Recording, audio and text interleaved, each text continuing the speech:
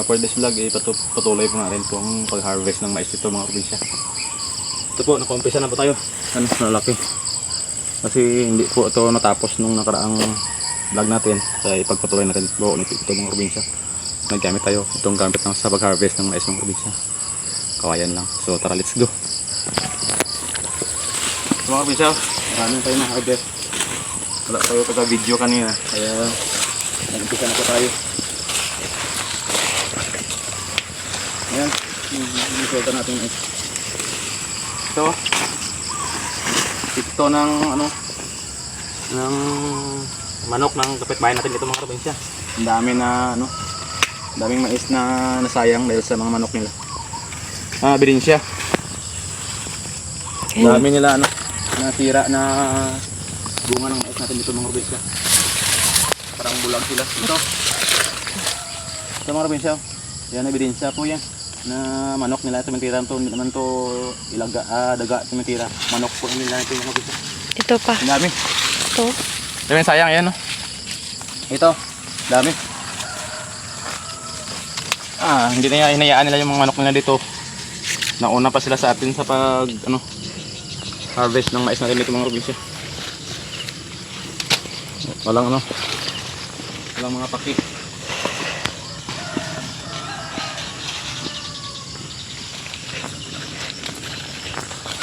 So, ay naipon na tayo dito mga probinsya. Yung klase yung natira. Kasi na-harvest natin no, nung nakaraan. Ito mga probinsya. Oh, grabe na natin. Batas ng manok. Ito, oh. Dami talaga. Ayun, nauna pa yung manok ng kapitbahay dito. Sa ating pananim mga probinsya. Ganun talaga. Baka bulag sila. Hindi nakikita nung na ano na tawag doon. Baka bulag sila. Hindi na nakita na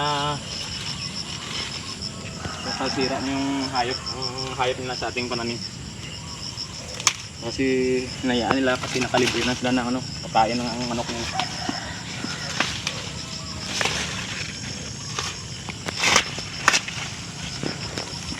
Ano po ang discount para ano, harvest ng isang araw siya.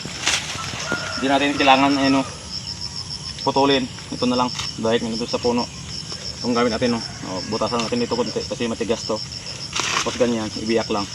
Baliin. Tapon dito. Yan. Ay sapat na mga probinsya. Ano ang ating madiskarte dito sa pag-harvest ng isang probinsya. Para mabilis na. Kasi pag pinutol pa natin ito sa katawan niya, tagalan pa tayo mga probinsya.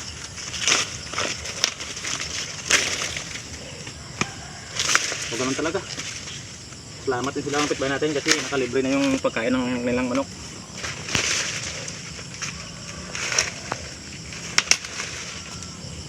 Hindi nila lentana yung pagod natin. Paano natin maano nito? Pagtanim. Nagbulbulagan sila. Nakakasira na pala ng pananim ng kapitbahay nila yung mga ayos nila.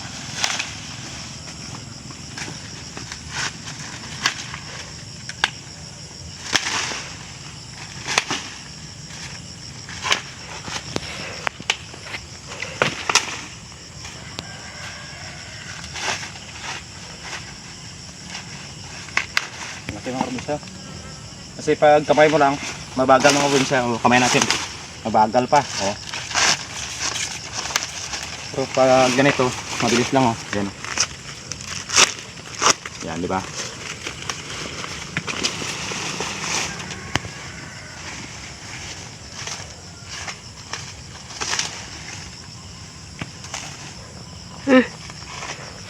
Okay.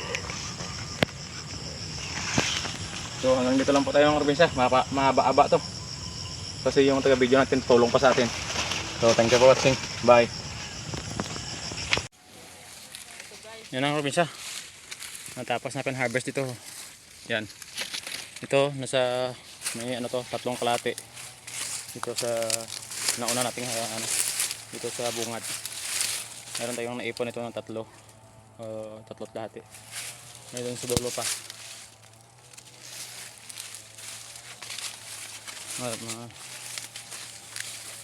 At medyo manaka-naka yung ating ano, mais. Maganda naman yung harvest natin mga probinsya.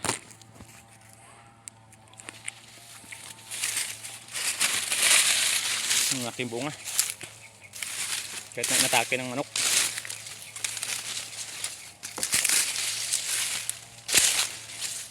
Yan.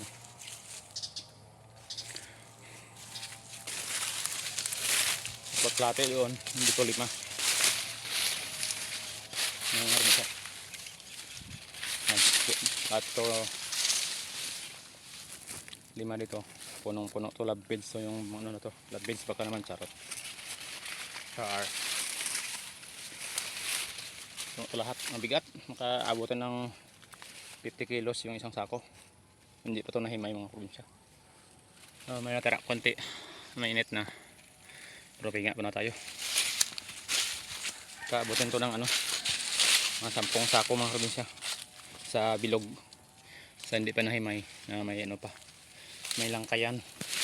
Hindi ko alam Tagalog ng langkayan. Tagalogin nyo lang. Langkay ata. Ito, langkayan yung tawag dito sa amin. Silonggo. Yan o. Pag natanggal to lahat, wala ng mais, langkayan ang tawag. Ano ko rin siya.